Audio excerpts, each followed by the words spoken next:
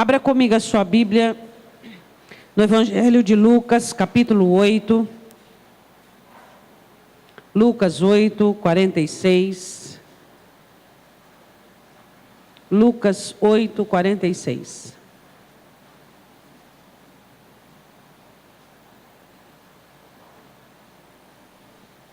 Amém? Todos acharam? E disse Jesus: alguém me tocou, porque bem conheci que de mim saiu virtude. Podemos assentar, deixando a sua Bíblia aberta, neste mesmo texto. Quando você lê o profeta Isaías, e você vê o profeta fazendo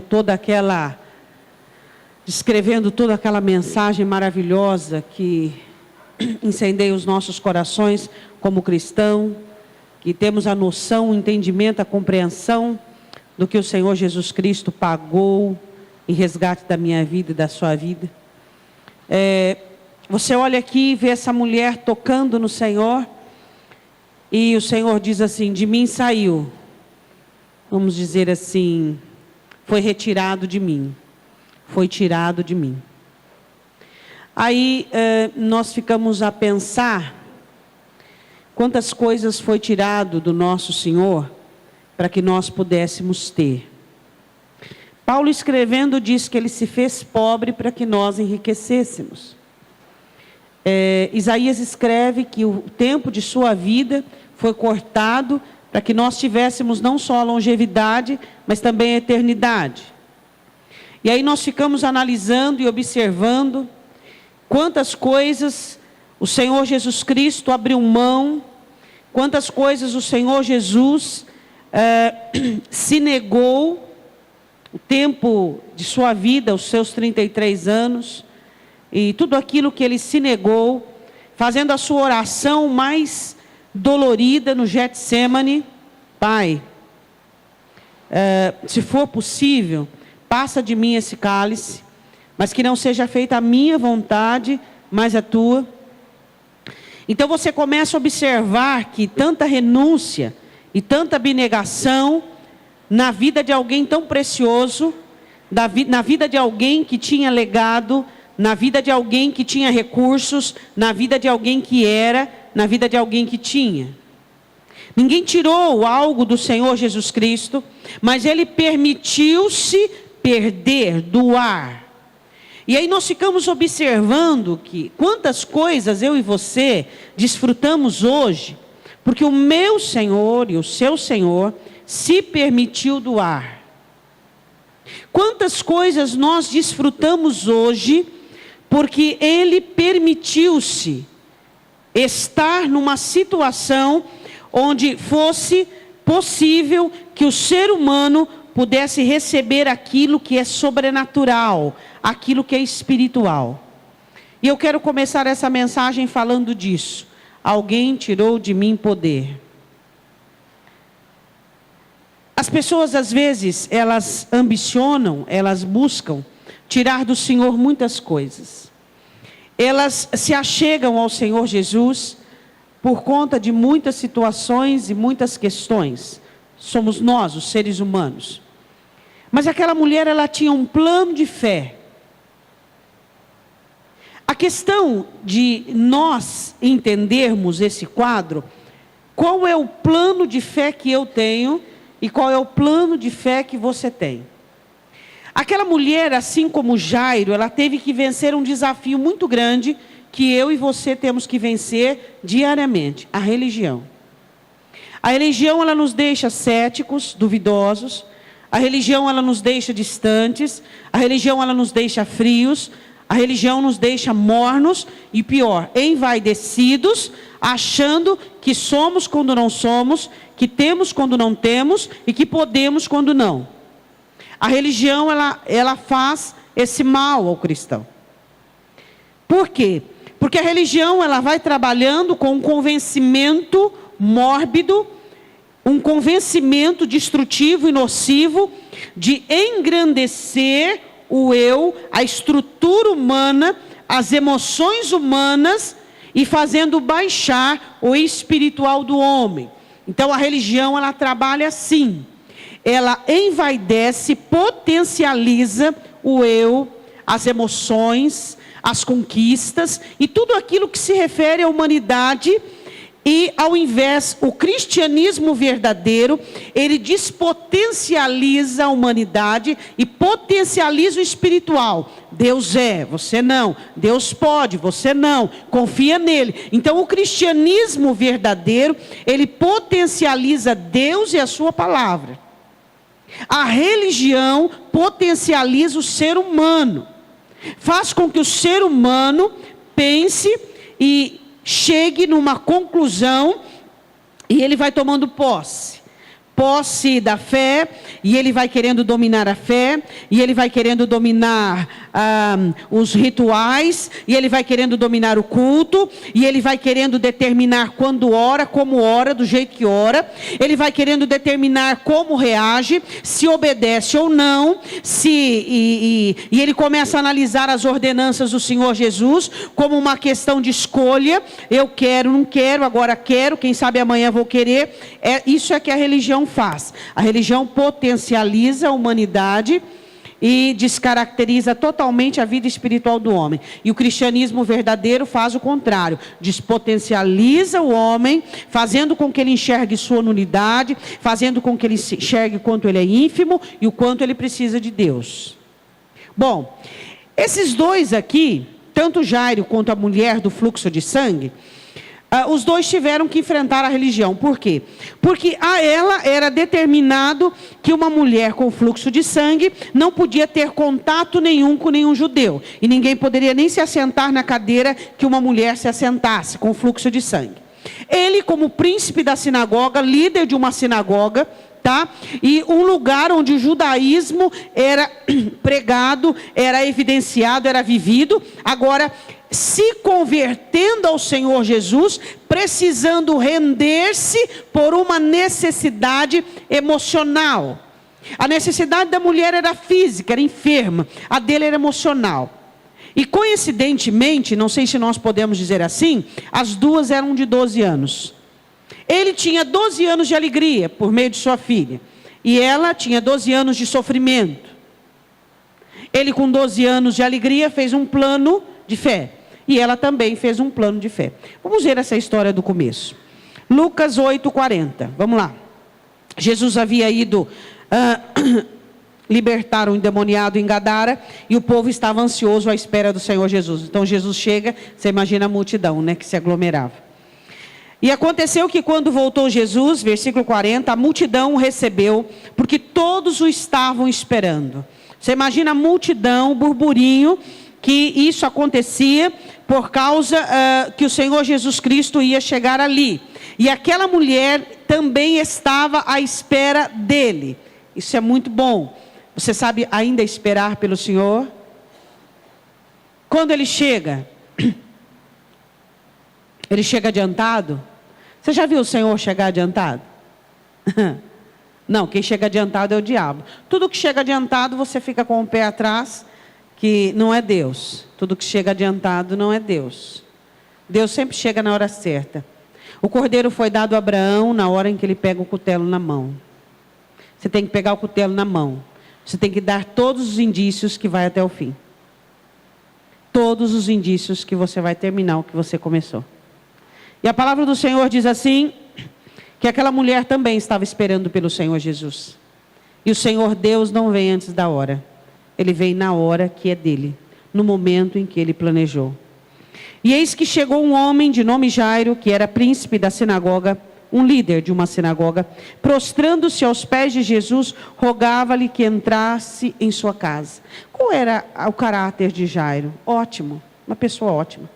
Alguém, para ser líder e chefe de uma sinagoga, tinha que ter um caráter, uma postura, uma religião irrepreensível. E aqui ele demonstra o quê? Ele demonstra humildade e reconhecimento de quem era o Senhor Jesus. Um judeu, chefe de uma sinagoga, não se prostraria diante de alguém, de maneira alguma, senão que reconhecesse a unção e realmente que Cristo, Jesus era o Cristo de Deus, o ungido do Senhor. Ali Jairo demonstra que a religião dele havia ficado para trás. E que ele havia adquirido uma nova postura. Eu queria perguntar para você, se quando você está diante do teu Senhor, você lança a religião para trás de suas costas. E você adquire a postura que te é necessária. Jairo se prostra diante do Senhor Jesus, dizendo ali, reconhecendo o senhorio de Cristo. Será que quando nós nos aproximamos do Senhor, Jesus é mais um, Jesus é mais uma porta que batemos, Jesus é mais uma solução que esperamos, nomeamos a A, B, C, D, e Jesus é mais uma? Ou será que quando nós chegamos perto do Senhor Jesus, toda a religião, tudo aquilo que nós carregamos e estamos sobrecarregados? Jairo não ficou preocupado se alguém ia vir ele, se alguém ia comentar, se alguém ia dizer. Simplesmente ele faz aquilo que ele é levado, que ele é conduzido a prostrar-se diante do Senhor. E eu queria iniciar essa mensagem falando sobre prostração. Será que aquilo que nós temos vivido tem nos levado a prostrarmos diante do Senhor? A colocarmos a nossa vida à mercê do Senhor Jesus Cristo? Colocarmos a nossa situação diante dEle, totalmente entregando a Ele a situação? Ou será que existe por trás das cortinas? Ou será que existe no pano de fundo burburinho, murmuração, rebelião? As nossas necessidades têm nos levado a nos prostrar, a prostração total, a confiança total diante dEle? Ou será que nós ficamos meio ajoelhados, meio prostrados, meio convertidos, meio convencidos, meio crentes? Qual será a situação que me levará ou te levará a prostrarmos adequadamente e a realmente manifestarmos a nossa fé nele? Você sabe que a filha de Jairo estava muito doente. E ele tinha apenas aquela filha. Naquele momento, Jairo queria a solução. Ele não queria saber de religião, ele não queria saber de contemporâneos, ele não queria saber de amigos, ele queria saber da fé e daquilo que o Senhor Jesus podia fazer por ele. Quando você chega diante do Senhor e uma necessidade te leva a prostrar-se diante dele, ora, em uma hora dessa, não vale nada, meu irmão. Não vale quem, não vale quando, não vale porquê, não vale como. É ele e você. Somente ele e você. Ali tem que estar tudo limpo, tudo livre, tudo claro, tudo determinado, tudo objetivo, tudo. Quando nós nos prostramos diante dele, não se pode ter nenhuma prisão e nem cadeias com coisas secundárias, como rebelião, amargura, tristeza, como ressentimento, como revolta. Quando você está diante dele, tem que estar tudo limpo, tudo objetivo. É você e ele, apenas vocês dois. E Jairo estava assim, liberto da religião, liberto dos paradigmas, liberto de tudo aquilo que o faz e que o fazia e que faz os cristãos de hoje serem duvidosos, céticos, fazem os cristãos ficarem com plano B, alternativa. Sabe qual é o plano B dos cristãos? Tem o plano B dos cristãos: bancarrota. Olha para o teu irmão e fala: se você tiver um plano B, é bancarrota. Você não tem que ter um plano B, meu irmão. O seu plano de fé tem que ser Jesus, Jesus, Jesus. Só o Senhor. Esse é o plano A. Você não tem que ter um plano B. O plano B, se você tiver um plano B, é bancarrota. É confiança, do começo ao fim. Essa mulher tinha um plano A. E Jairo também tinha um plano A. Eles estavam ali totalmente limpos, totalmente eliminados de toda condição. Não havia condição nenhuma para que eles esperassem por alguém, por alguma coisa. A palavra do Senhor diz assim, que Jairo no 41 rogava que Jesus fosse. Então Jairo esquematizou um plano. Por que Jairo esquematizou e não como o centurião? Lembra do centurião? Ele diz: meu servo está muito doente, eu quero que o Senhor o cure. E quando Jesus estava a caminho, ele manda um servo dizendo, olha, eu não sou digno de que entres debaixo do meu telhado, diga uma palavra, oh aleluia, e o meu servo vai ficar curado. Esse foi o plano do centurião. E o plano de Jairo?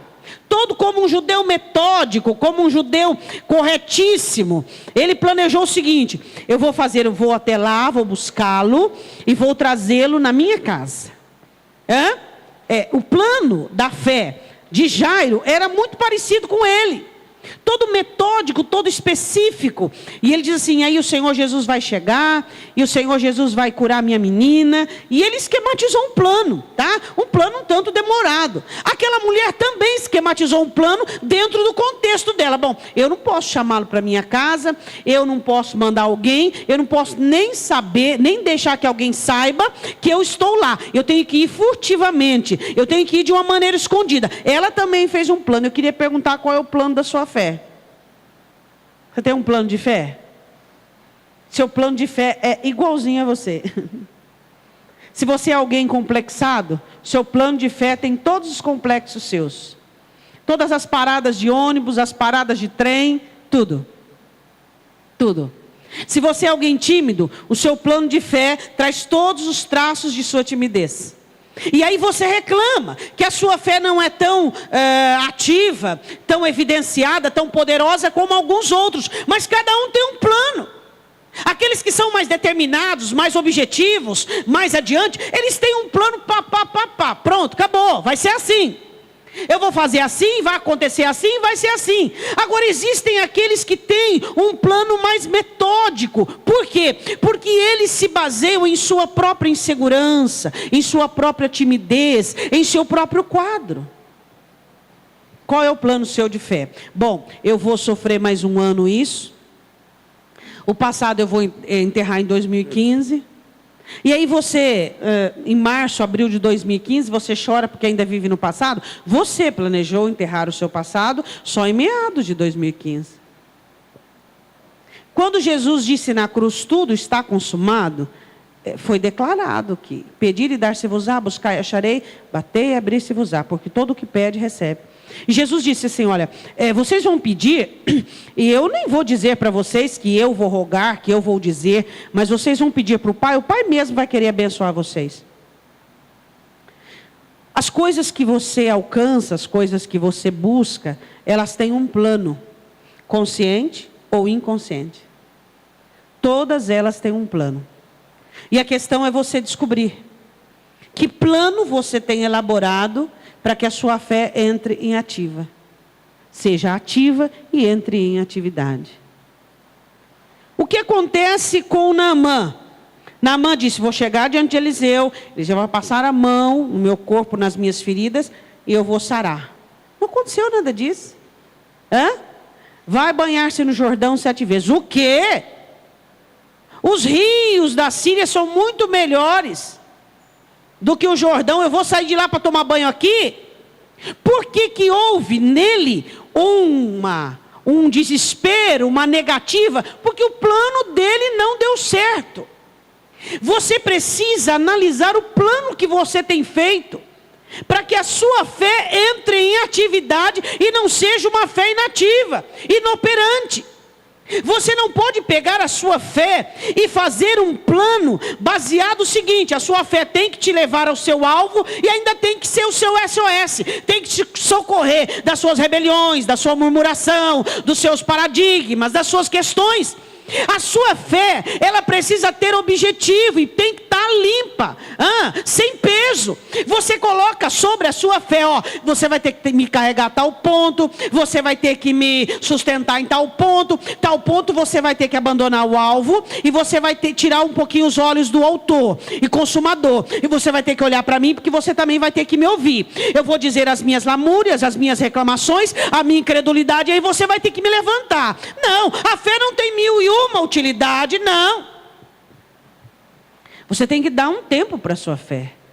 Você tem que deixar a sua fé exercer a função dela, te conduzir da necessidade ao alvo. Esse é o objetivo da sua fé. Mas a sua fé muitas vezes está doente, como Paulo diz, sobre uma fé enferma, porque a enfermidade da fé de alguns não é dela. Não. A enfermidade da fé é de quem a possui. Os enfermos na fé. Enfermos complexos, enfermos duvidosos, enfermos rebeldes, enfermos. Quando o Espírito Santo propõe nos dar uma fé mediante ao poder da palavra que nós recebemos, é uma fé genuína, limpa, forte, com poder e habilidade para crescer. Mas infelizmente nós monopolizamos a nossa fé. Nós, por incrível que pareça, eu vou dizer uma coisa para você que você vai abrir a boca e você vai dizer assim: não acredito. O cristão recebe a fé e põe ela numa coleira. E diz assim: a partir de agora, eu sou o seu dono. Você vai ter que me socorrer quando me livrar se preciso. Você vai ter que vir quando eu quiser. Não é a fé que domina sobre o cristão, mas é o cristão que põe a fé numa coleira. Agora eu preciso você para isso, mas eu não vim para isso, mas eu preciso de você para isso. Você vai ter que agora ser o meu divã. Eu vou chorar, lamuriar, lamentar, reclamar, e você vai ter que me ouvir. Mas mesmo assim, você, sabendo que eu vou adoecer, sabendo que eu vou enfraquecer, você vai fazer isso comigo? Eu vou fazer. É isso que os cristãos fazem com a fé. Eles transmitem para a fé que veio genuína, que vem de Deus, que é esperança, que é certeza, que o Espírito Santo planta como um carvalho fortalecido no coração deles, fazendo algo, um souvenir, algo que fosse de sua propriedade, algo que eles usassem. E aí quando eles precisam de uma fé, numa necessidade, numa situação emergencial, eles dizem: vamos lá, vamos lá. E aí eles começam com positivismo, eles começam a dar aquele sermão, como é que chama aquele sermão? Que as pessoas fazem uma palestra de otimismo. Vamos lá, você veio de Deus, você tem que ser firme, forte, você tem que me levantar. Não sabe você que veio para me socorrer? E a fé está lá quase moribunda, destruída. Por quê? Porque está enferma, pequena, doente, frágil, fraca, de tanto carregar mazelas, complexos, cemitérios sobre si. A fé vem de Deus para você. E a questão é se você tem sido um bom mordomo. Porque a hora que você precisar dela por uma necessidade, por uma situação urgente, ela estará fraca, porque você a enfraqueceu. Ela estará enferma por meio de suas doenças. E aí você não poderá contar com a sua fé. A questão é o que nós temos feito com a nossa fé. Temos misturado a nossa fé com as nossas mazelas.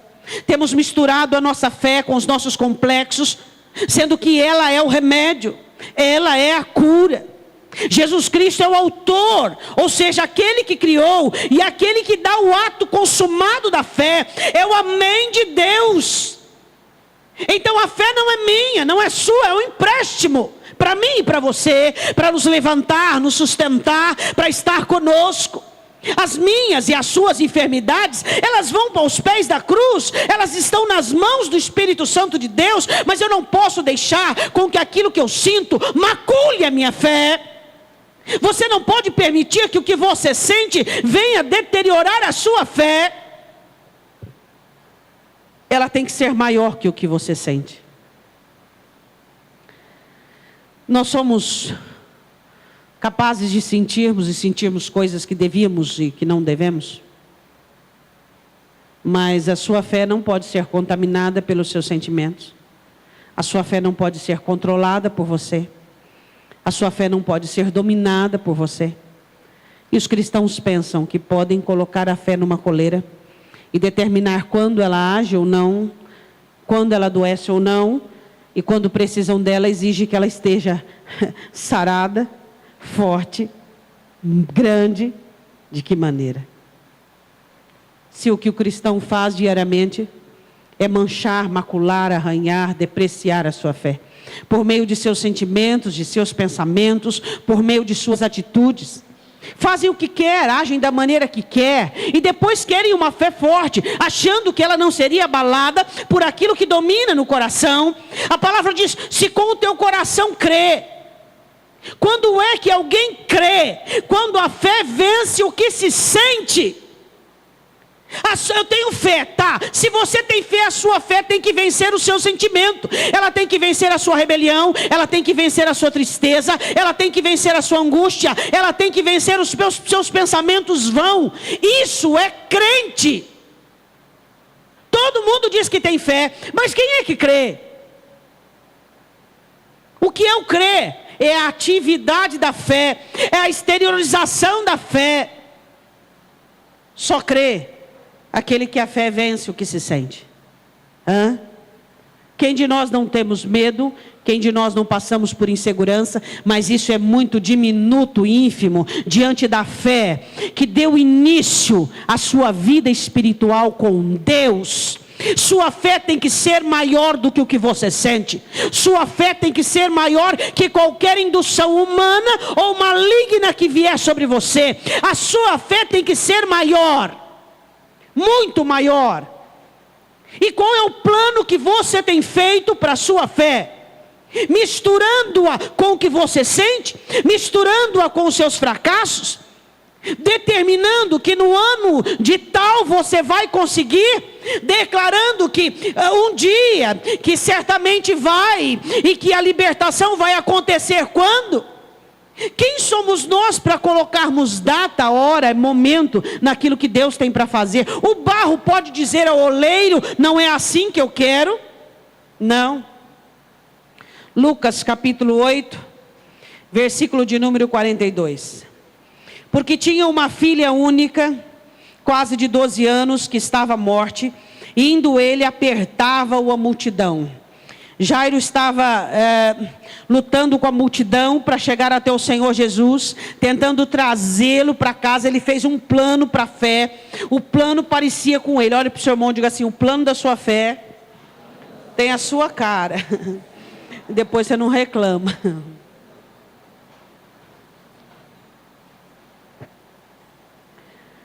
Ele fez um plano: vou levá-lo à minha casa. Ele poderia ter dito assim: Senhor, manda uma palavra lá que a minha filha está doente. Como fez o centurião. O centurião tinha muito menos do que Jairo. Mas Jairo todo metódico, todo esquematizado. Muito cuidado quando você é muito metódico, muito. A sua fé fica muito debilitada, muito dependente de esquemas. É esquema para isso, esquema para aquilo, esquema para aquilo outro. A fé, o que ela faz? A fé tem que dominar. Ela tem que dominar. A palavra do Senhor diz assim, que aquela mulher também tinha um plano. E o plano dela era muito simples, assim como a situação dela. Ela diz assim, versículo 43, e uma mulher que tinha um fluxo de sangue havia também 12 anos, e gastara com médicos todos os seus haveres, e por nenhum pudera ser curado. Ela tinha gasto, vai comigo em Mateus 9, 21, fica aí aberto, tá? Em Lucas. Ela havia gastado tudo que possuía com médicos e não havia adiantado nada. Ela só tinha um plano, só tinha uma chance. Eu queria perguntar para você, enquanto você abre em Mateus capítulo 9, versículo 21, sobre o plano daquela mulher. Eu queria perguntar uma coisa para você: você ainda só tem Jesus? Ah, pastor, eu tenho Jesus e ainda tenho murmuração, reclamação, vaidades, egoísmo, soberba. Então você vai se perder nessas coisas. Ela só tinha Jesus. O plano dela era muito simples. Eu vou sair de casa, provavelmente oculta, e eu vou chegar por detrás dele e vou tocar. E vou ser curada, depois eu vou embora para minha casa. O plano dela era a cara da necessidade dela. Não fica com enrolação. Quando você fica com enrolação, está dizendo que você não tem fé, meu irmão. Não fica com enrolação, seja objetivo. Não fica, colocando parâmetros. Assim, depois assim, depois assim. Quem é que dirige a sua vida? Não fique colocando, mas eu, não é assim? Irmã, faz assim, assim, assim. Não. Se você fizer um caminho lógico e objetivo para alguns cristãos, é perigoso ele te xingar. E o vício dele, e a morbidez dele na enrolação, na letargia, onde é que vai ficar? E o corpo mole dele, onde é que ele vai encostar? Às vezes você faz um plano lógico, objetivo para um crente. Irmão, você faz assim, assim, assim que vai dar certo. Não, eu não consigo, eu não dou conta. Por quê? Porque ele tem um prazer doentio, vindo lá das trevas, do tempo em que Satanás dominava ele, de se autoflagelar. Ele precisa se mutilar, se depreciar, se destruir até chegar lá, para que não chegue a lugar nenhum. Caminho curto, objetivo, pronto. Mas e isso? Eu não quero saber disso. Mas e as dificuldades? Mas e os empecilhos? Não quero saber, eu quero saber que eu vou falar com ele. Vou falar o que eu quero, o que eu estou precisando, e ele vai me ouvir e vai me responder. Curto, simples e objetivo. Mas e os meus, e isso, e aquilo outro. Planos curtos e objetivos te incomodam? Você está adoecendo a sua fé, empobrecendo a sua fé. Você está destruindo a sua fé. Seja objetivo naquilo que você quer, porque o nosso Deus é objetivo. Haja luz. O nosso Deus é objetivo. O porquê nós temos deixado essas enfermidades humanas dominar sobre a nossa fé? Você ainda não é curado como gostaria. Você ainda não é 100% como gostaria, nem eu. Só que uma coisa a fé preside. Quem diz que eu preciso sentir alguma coisa? Quem diz que eu preciso vencer todas as minhas interrogações? Quem diz que a minha alma precisa estar bonitinha, arrumadinha, certinha, para que eu vá? Minha alma, me acompanha, senão a coisa fica feia para o teu lado. Mas os crentes... Mas sabe o que é? É porque o meu marido, é porque a minha mãe, que já não tem nem mais esqueleto dela, é porque o meu passado, é porque... Seja objetivo. Às vezes você é objetivo com tanta coisa, e para a sua fé você fica com lenga-lenga. Mas o meu pecado, mas a minha inclinação, mais isso, mais aquilo, mais o que aquele disse, mais o que está valendo. O que está valendo é a sua fé. Isso é fé. O resto é qualquer condensação que você criou na sua imaginação. O que é fé? A fé é objetiva. No entanto, que ela tem uma explicação curta. A fé é o quê? Fala aí para o teu irmão, é a certeza e a esperança das que não se veem. Acabou. Não tem muita enrolação. Não tem muita não. Mas eu estou sentindo isso agora. Estou me lixando porque eu estou me sentindo. Não, mas o que eu estou sentindo, meu irmão, eu preciso de fé. Você precisa de fé. Nós precisamos de fé. Mas o seu sentimento é maior do que a fé. Então fica estourado com o seu sentimento, derrubado, destruído, sendo que a fé foi te enviada para te levantar, para te sustentar, para te conduzir do sofrimento ao alvo, do sofrimento a Cristo.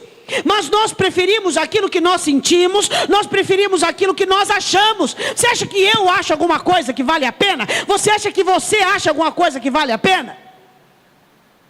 Se nós achássemos algo que valesse a pena, o Senhor Jesus não viria reestruturar tudo, ensinar até naquilo que nós pensamos, em tudo que é santo, puro, louvor, virtude, seja isso que ocupe o teu pensamento. Até as categorias do que pensamos foi condicionado na palavra. Veio 21, qual era o plano que aquela mulher tinha?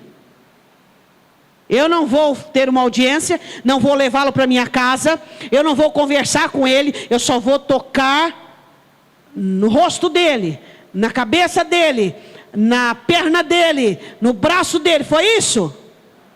Eu preciso só tocar em algo que toca nele. Fé. Fé. Mas as emoções são mais fortes, né? O que se sente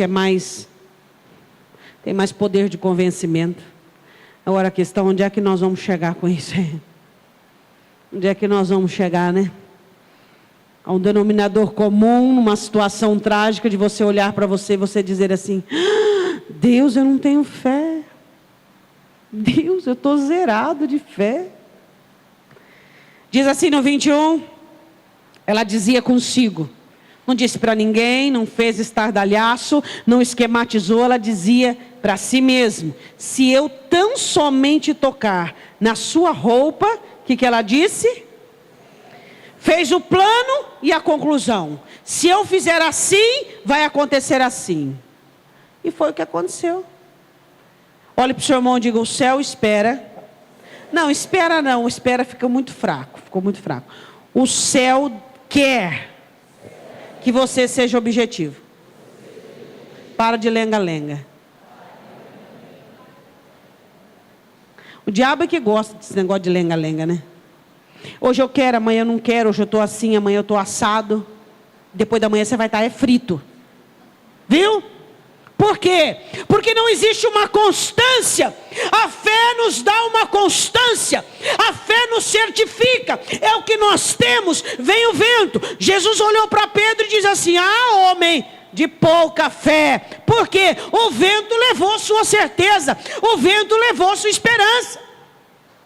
Ela fez um plano curto, objetivo, dentro de sua necessidade. Eu vou chegar por trás e eu vou tocar na orla, no seu manto, vou ficar curada e vou voltar para minha casa. É só isso, ser objetivo.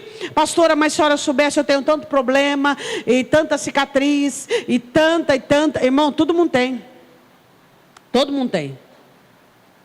Perfeição nós só vamos alcançar, nós estamos prosseguindo nela só no final. Todo mundo tem.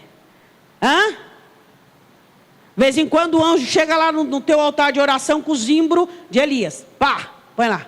Fica lá esperando. Você chora, dorme. Aí ele vem. Todos nós, um dia estamos debaixo do zimbro de Elias, outro dia queremos entrar dentro da boca do peixe. Ué, quem de nós? Nós somos humanos. Agora, você precisa aprender a separar a sua humanidade daquilo que Deus tem te oferecido para te livrar do domínio nocivo dessa humanidade. Eu sou humano, todo dia eu descubro isso. Mas quando é que eu sou cristão? Quando é que eu tenho fé? Quando é que eu creio? Quando é que eu resolvo assumir essa identidade? Os cristãos gostam de dizer assim, eu tenho identidade da rejeição. Eu tenho identidade, eu sou sanguíneo, eu sou colérico, eu sou de Jesus Cristo. E eu estou indo de melhor para melhor. É isso que eu sou. Eu sou isso. Eu sou sanguíneo, irmão, cuidado, já rotulou, identificou, e aí ele pode dar umas, porque ele diz que é sanguíneo. A identidade de Cristo que foi passear. A questão é, sua humanidade, você vive ela todo dia e sabe tudo sobre ela. Agora você tem que conhecer, nós temos que assumir um posicionamento de fé. Amém? Diga assim, ela disse consigo mesmo. Que você vive do lado de fora é o que você diz para você mesmo. Você sabe por que Davi não deixou se influenciar pelo medo, timidez de todo o exército de Israel durante 40 dias e noites amedrontados pelo gigante? Porque ele era alguém que falava consigo mesmo. Ele tinha a si mesmo. Ele não era do pai que o desprezava, ele não era da mãe, ele não era do irmão, ele era dele. Ele tinha a si mesmo. Você não vai conseguir ter uma fé se você não tiver você. Você é de alguém, você é daquele, você é daquela, você é do passado. Você não existe. Você está fragmentado em todo tempo, espaço e situação. Vai ter fé que jeito? Eu não sou do passado, não sou da rejeição, não sou das feridas, eu não sou da amargura, eu sou de Jesus Cristo. Então eu me tenho, eu posso falar comigo, eu posso conversar comigo, eu posso chegar comigo num denominador comum. É como você tivesse alguém, fosse sócio de alguém, e esse alguém não chegasse na hora, não pagasse as contas, e você não pudesse confiar nele. E você tivesse que fazer tudo sozinho, e além de fazer sozinho, você tinha que monitorá-lo. Assim é você quando não tem você. Você mesmo é a sua bomba, o seu explosão. Você se tem. Você pode confiar em você dizendo, ó, vamos entrar no acordo aqui, vamos lá. Vamos fazer assim, assim, assim, e vamos dar certo, vou falar comigo. Davi dizia, minha alma, por que te abates? Confie em Deus, minha filha. O que está acontecendo com você? Você sempre confiou, né? Seu nome é fé, sua profissão é confiança. O que está acontecendo com você agora? Agora, vem um, fala, você escuta. Vem outro, vem uma situação. Você mesmo se insurge, tem motim. Pelo amor de Deus, irmão.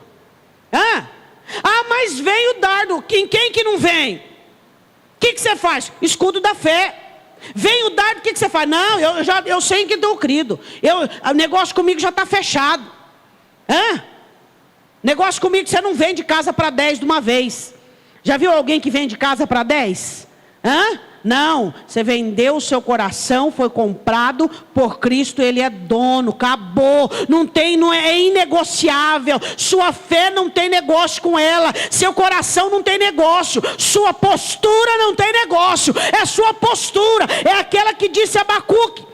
Ainda que a figueira não floresça, ainda que decepcione o produto da malhada, ainda que eu vou continuar na mesma postura e na mesma posição. Você é definido ou alguém vai te definir? Hein, meu irmão?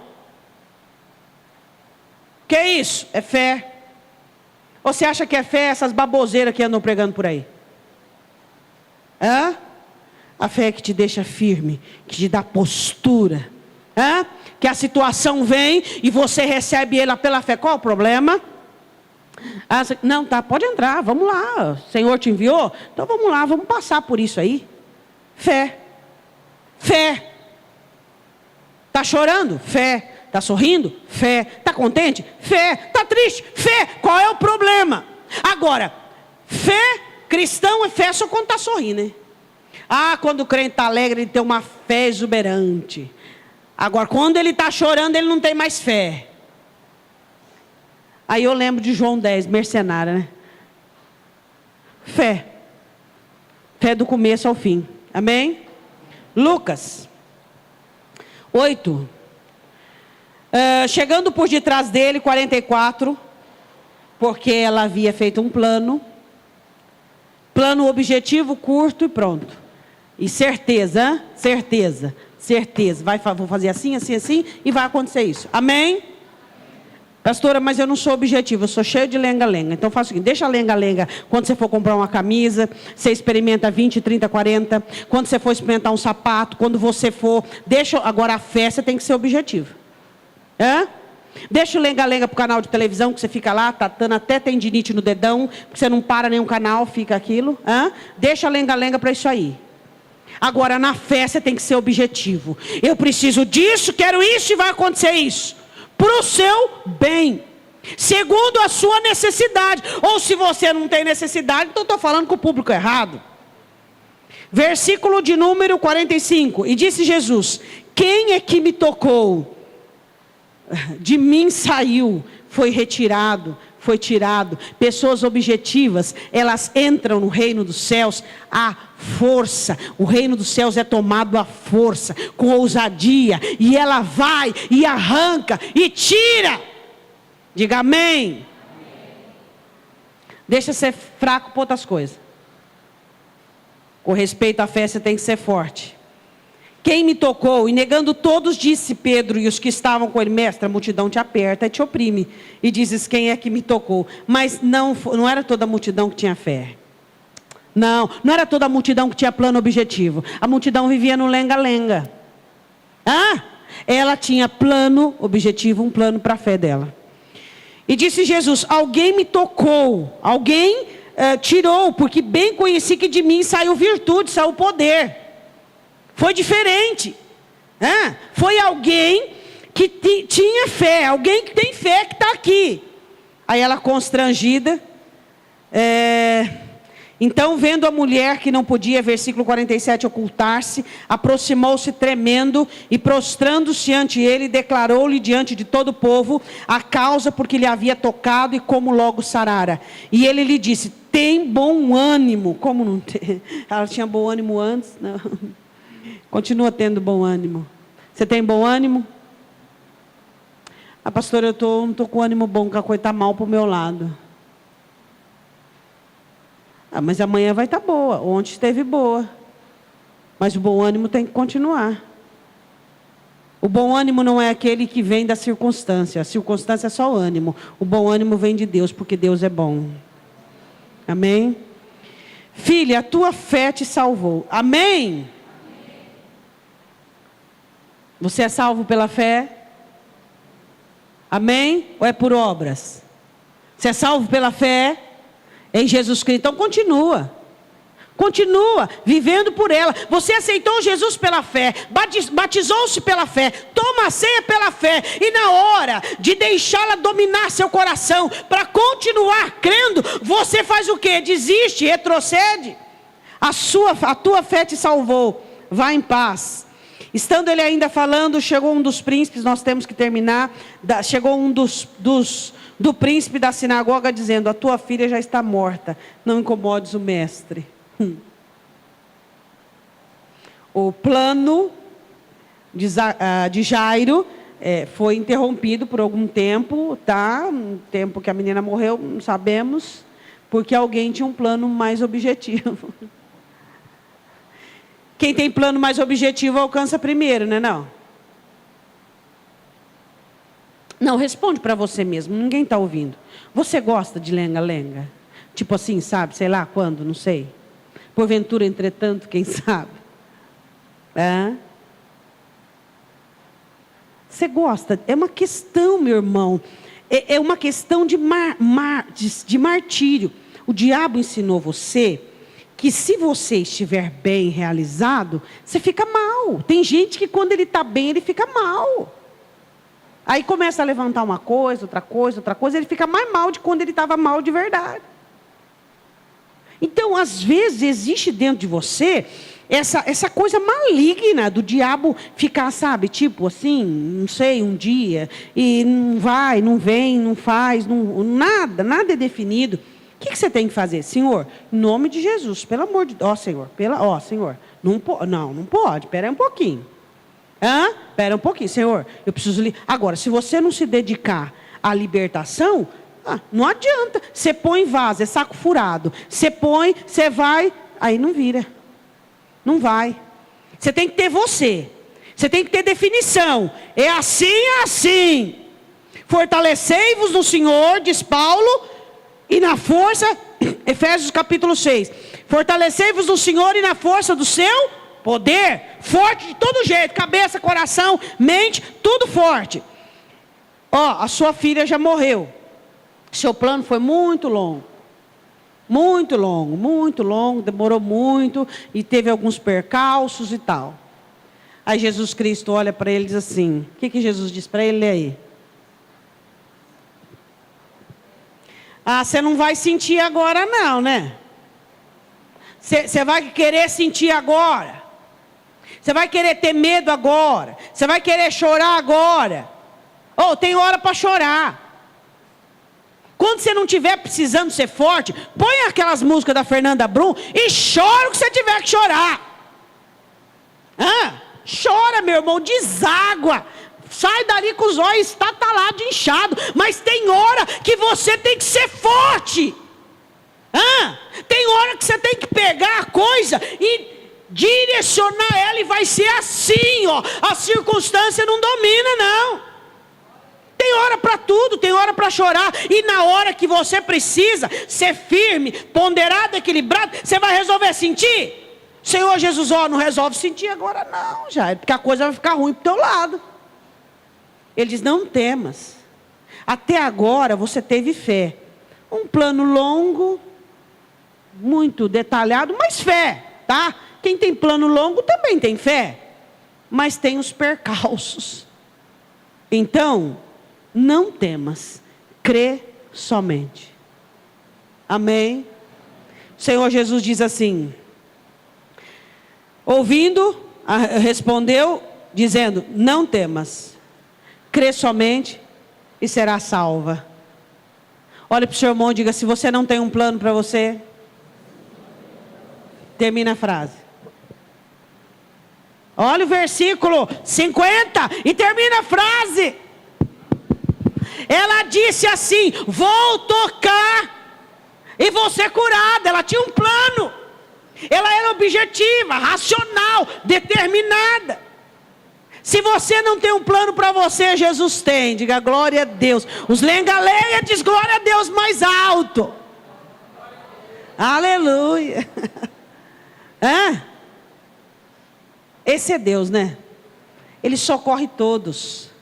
Esse Senhor Jesus, Ele leva socorro a todos. Esse é o evangelho do Senhor. É a misericórdia dEle para aqueles que ainda estão embaraçados, maniatados, confusos. Ele tem um plano. E tudo que precisa para que esse plano concretize tem hora para sentir e tem hora que não se deve sentir nada, só deve crer. Você deve optar: vou sentir ou vou crer? Aí você vai no Unidunité? Não. Você vai dizer: não, eu vou crer, porque agora eu estou precisando de fé. Quando é que você vai sentir? Quando você não tiver problema nenhum, situação nenhuma, aí você põe o CD da Fernanda Brum e chora, chora, chora. Se você está precisando de fé, ninguém vai tê-la por você. Tem tu fé, diz Paulo, tem em ti mesmo, diante de Deus. Ninguém terá fé por você. É você quem tem que ter. Diga amém. Eu quero que você feche os seus olhos. Nós vamos orar neste momento. Deus, o Senhor é o Deus que tem planos quando nós não temos para nós. O Senhor é Deus que cuida de nós quando não cuidamos de nós. O Senhor é Deus que nos resgata quando estamos prestes a sermos dominados pelas emoções, pela tristeza e pela circunstância. Nós queremos te agradecer e te louvar pelo Deus resgatador. O Deus que nos livrou, que nos livra e que nos livrará do domínio da alma, do domínio das emoções. E nós queremos te louvar, meu Senhor, porque a nossa confiança está em ti. Quando o nosso coração não contribui, quando a nossa alma não nos acompanha, nós nos posicionamos e nos levantamos e ficamos de pé por meio da fé. Deus, em nome de Jesus Cristo, a fé é poderosa para sustentar as nossas vidas em meio às circunstâncias adversas. E é essa fé que eu quero que este povo tenha, em nome do Senhor Jesus Cristo. Essa fé que leve este irmão, esta irmã, a um comportamento objetivo. Esse teu filho e tua filha, que ainda não tem um comportamento objetivo, que ainda se distrai, que ainda se detém por coisas emocionais, por coisas que aconteceram ou que estão acontecendo, eu creio, Senhor, porque a tua palavra me esclarece, e esclarece a todos nós, que o Senhor tem um plano para aquele que tem planos longos, planos sem determinações. Ó Deus, em nome de Jesus, eu creio que o Senhor fará com que este filho e filha, que vive de delongas, vive de demora, eu creio que o Senhor formará um caráter objetivo, uma fé objetiva, uma fé direta, Senhor, uma fé, como diz em Hebreus, Senhor, uma fé que é ancorada no céu, uma fé que sai da terra e que vai para o céu, segura e firme, meu Deus. Eu creio em nome do Senhor Jesus Cristo, no Espírito Santo que restaura, no Espírito Santo que sustenta, no Espírito Santo que levanta, na tua palavra ministrada sobre os nossos corações, em nome do Senhor Jesus. Diga amém.